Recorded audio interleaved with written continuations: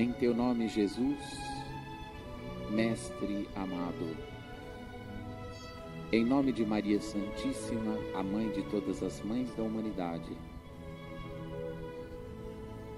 e de Allan Kardec, o sublime patrono desta casa, nós damos por abertos os trabalhos desta noite, passando a palavra para o nosso companheiro e irmão de ideal cristão, professor Meri Seba.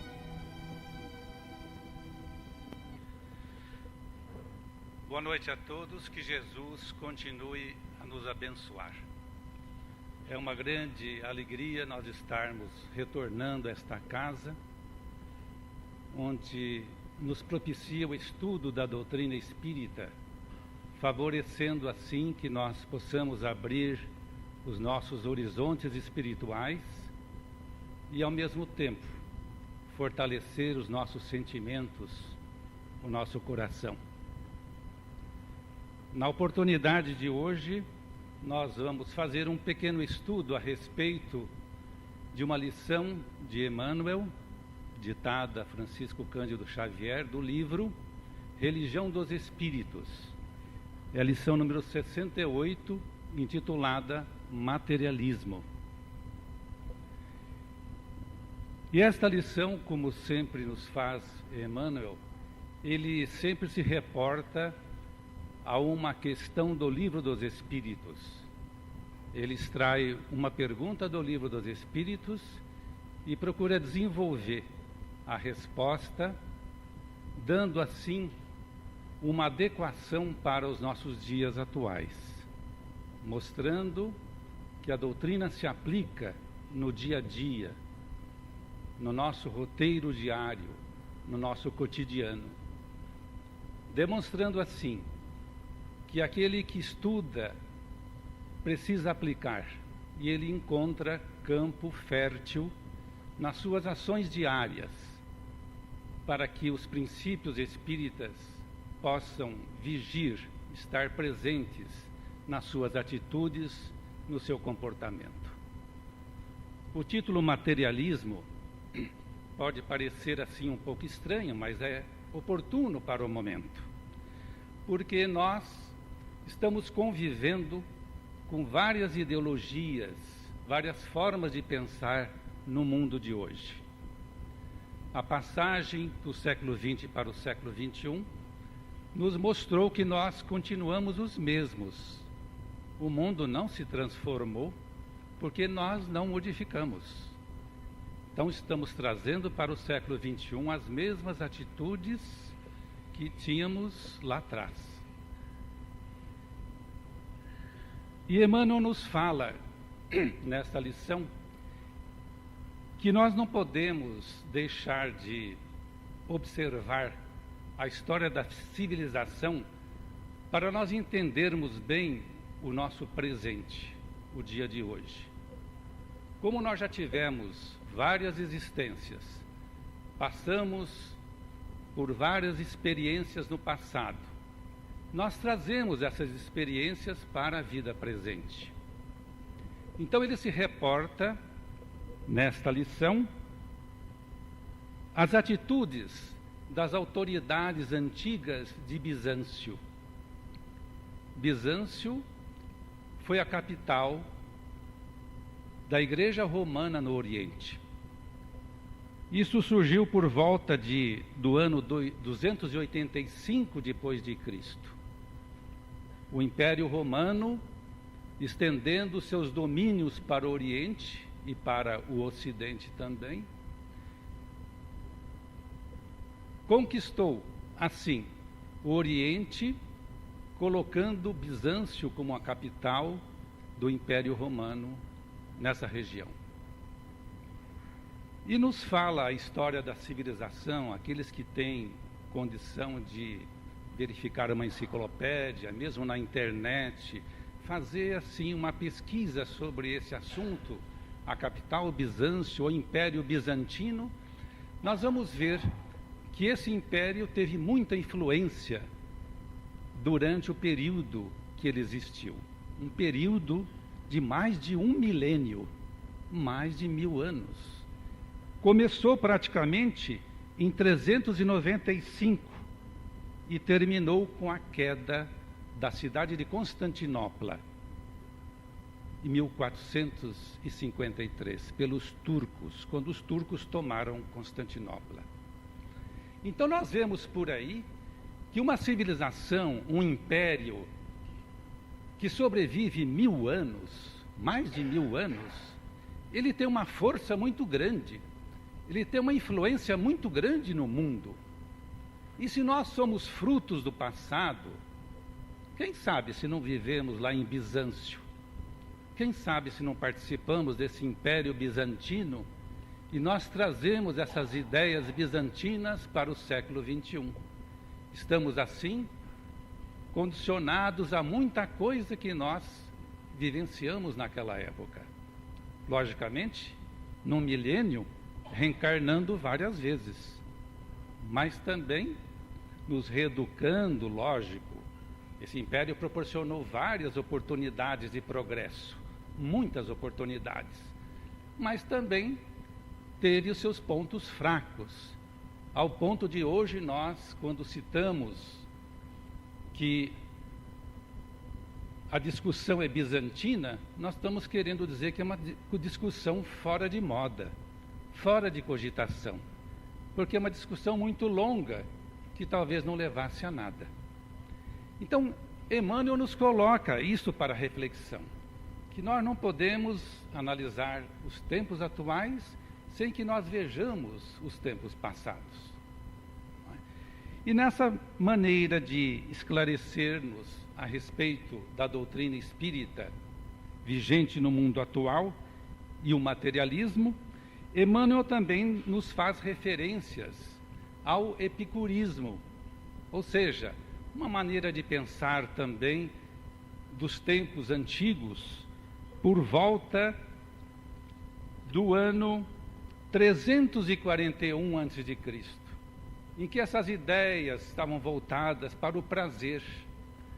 Eram assim os epicuristas, aquelas criaturas que pensavam, né, e vivenciavam o prazer como uma coisa extraordinária, que na verdade, sem a elevação espiritual, sem a colocação dessa visão mais acima da terra, também confere com o materialismo. Então esta visão também, quem sabe, nós passamos por ela e trazemos também isso em nossa educação, em nossas mentes, como condicionamento, como um aprendizado que ainda não conseguimos dissipar. Então Emmanuel nos leva para tempos antigos, como vocês estão vendo, não é? Para tempos que vão para lá de milênios, não é? E nessa regressão que ele faz, ele mostra como a nossa mente pode ficar fixada em determinados campos do conhecimento, refletindo no nosso comportamento, na nossa ação. Por sua vez, a lição que ele toma, ou a questão que ele toma do Livro dos Espíritos, é a questão 148, que está inserida, está colocada na parte primeira do capítulo 2º, quando Kardec fala da encarnação dos espíritos. E a pergunta de Allan Kardec aos espíritos nos mostra, assim, a abrangência do conhecimento que os espíritos nos passam, e que passou a Kardec, que ele, por sua vez, colocou no Livro dos Espíritos, a respeito dessa visão materialista ou espiritualista. Então pergunta Kardec aos espíritos: não é de lastimar que o materialismo seja uma consequência de estudos que deveriam contrariamente mostrar aos homens a superioridade da inteligência que governa o mundo? Deve-se daí concluir que são perigosos? E os espíritos respondem a Kardec que o materialismo não é uma religião, apenas uma posição. É um estado, é uma maneira de pensar. Porque, na verdade, nós não sabemos onde fica o templo materialista. Acho que ninguém chegou a ver alguém indo para um templo materialista. Ah, lá vai um materialista indo para a igreja dele, para o templo, para, enfim, um lugar, uma casa. Mas onde é que fica esse materialismo, então? Então, numa outra lição, Emmanuel nos coloca, né, que o materialismo, sendo uma atitude, sendo um modo de pensar, sendo uma visão que nós temos, esse materialismo está dentro de nós. E Paulo, quando nas suas cartas se refere, dirigida aos Hebreus, se refere no item 13, capítulo 13, versículo 10, ele nos fala em Fonte Viva, no livro Fonte Viva, título Altar Íntimo, ele nos diz que nós temos um altar íntimo, temos um altar dentro de nós, e que às vezes nós queremos venerar, queremos homenagear, queremos nos sacrificar exteriormente, quando que o esforço deveria ser em função desse altar íntimo que cada um tem. Ora, meus amigos, então a resposta está aí. Se não existe um templo materialista, uma casa, um lugar, uma igreja materialista, e se Paulo nos fala do altar íntimo, certamente nós somos os adeptos ou não desse materialismo, cujo altar está dentro de nós. Então, nós temos que voltar para dentro de nós e perceber as nossas atitudes em relação aos valores morais autênticos. O que é que me mostra, o que é que me indica que eu não estou agindo certo? O Livro dos Espíritos nos fala que a nossa consciência pode falar mais alto. A lei moral está na nossa consciência. Mas também, se eu não der bola para a lei moral, como é que eu vou conseguir prestar atenção no que a consciência me fala? Então, esses valores morais nós vamos buscar no cristianismo. Jesus nos deixou os valores morais autênticos ao nosso alcance. Quando nós passamos a estudar a moral evangélica e que ele nos fala a respeito de Deus como um pai de amor, um pai compassivo, nós temos aí já por uma dedução que nós somos filhos de Deus, criados à sua semelhança, sim, como se nós fôssemos uma luva e essa luva teria que ser preenchida com a mão. Então a mão, a luva não é a mão, nem a mão é a luva, mas esse interior da luva somos nós, que nós temos que trabalhar o nosso conteúdo íntimo e refletir isso em forma de atos de comportamento. Então os valores morais mais altos são aqueles que valorizam o perdão, a tolerância, a abnegação, a dedicação em relação a um assunto sério da vida que vai promover benefícios a alguém, a uma coletividade, a resignação, a indulgência, enfim, aquela caridade que Vicente de Paulo coloca no Livro dos Espíritos. Como que Jesus entenderia essa caridade?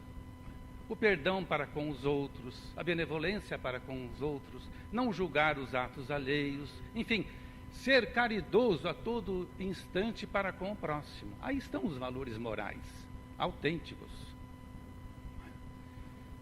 Mas a nossa condição de encarnados às vezes nos faz esquecer desses valores, valores que nós já ouvimos em épocas passadas, em existências passadas, e que agora o Espiritismo nos vem reviver de uma maneira mais clara, mais evidente, onde nós podemos aurir, beber desses valores, alcançar esses valores, e como podemos também aplicar na vida prática.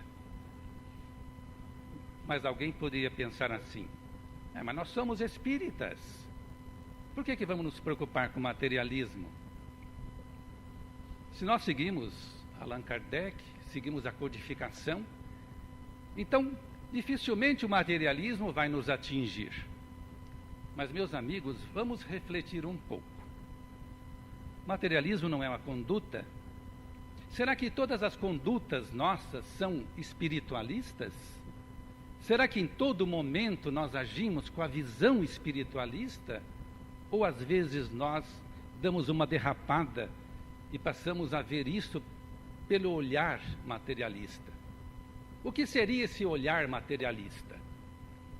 Então vamos admitir o materialismo dividido em duas partes, em duas vertentes. Tem o materialismo de conduta, que é aquele que diz que é materialista. Ele acha que morreu o corpo, morre tudo. Morre os ideais, morre os sonhos, morre o conhecimento, morre as afeições, morrem as afetividades. Então e ele vive assim, é de conduta. E tem aquele materialista que é ideológico, ele só diz que é materialista. Mas quando ele está fechado lá entre quatro paredes no quarto dele, e quando ele recebe alguma coisa de bom, ele diz: graças a Deus consegui me reabilitar da saúde, graças a Deus consegui um emprego. Então é um materialista de ideias só, ideológico, ele não vive aquilo sinceramente, menos pior. Mas o espiritualista também. Nós temos o de ideia e temos o de conduta. A coisa se agrava, companheiros, quando o espiritualista se diz espiritualista, mas ele age como materialista de conduta. A atitude dele não é de espiritualista, quando ele explora o próximo. Mas ele é uma pessoa de importância lá no centro espírita, não importa.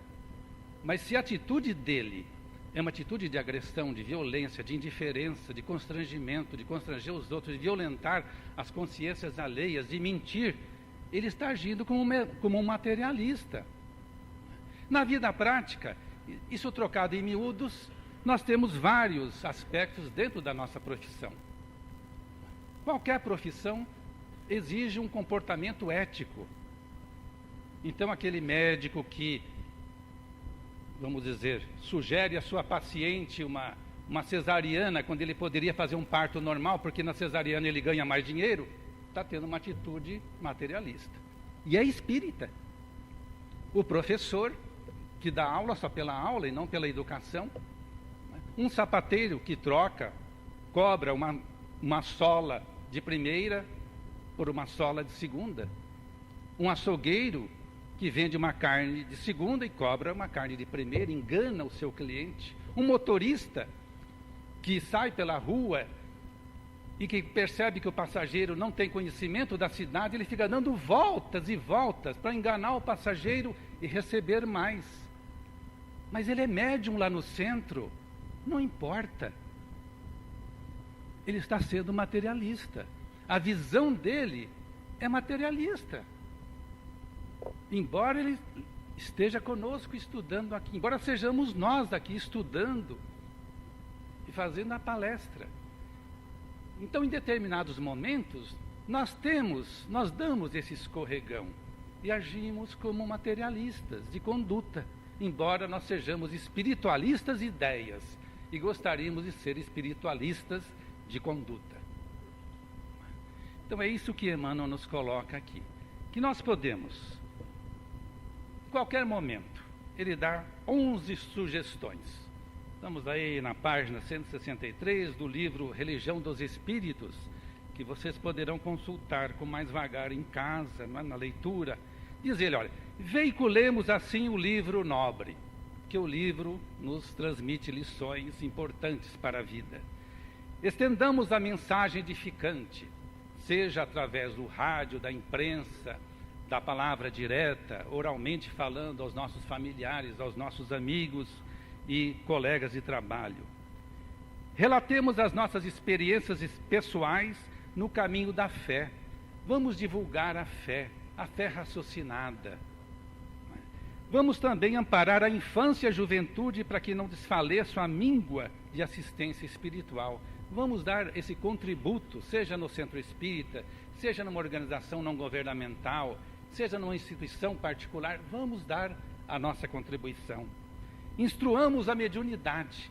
já que todos nós somos mais ou menos médiuns, segundo o livro dos médiuns, então vamos cuidar da mediunidade no centro espírita, cuidar da mediunidade em casa, orientando, amparando, aconselhando, estudando.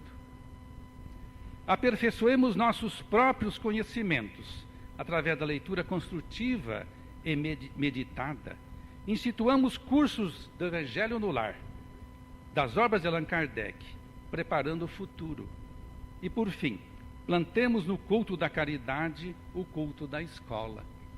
Façamos cursos de caridade, no sentido de exercitar a caridade diariamente, como se estivéssemos fazendo uma tarefa escolar, como se estivéssemos com uma lição para fazer todos os dias. Então nos fala a mensagem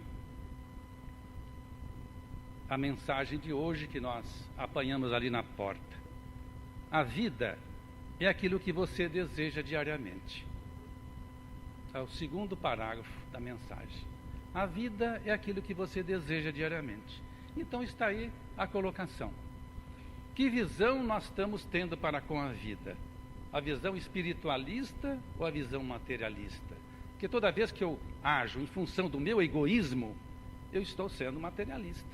Embora eu me diga espírita. Quando eu manifesto o meu orgulho, quando eu ponho para fora a minha ambição desenfreada, estou manifestando um gesto materialista. Então esse templo está dentro de nós. Precisamos melhorar. Vamos retirar o altar, substituir por um altar diferente, então. Remodelar esse altar que Paulo nos fala na carta aos Hebreus.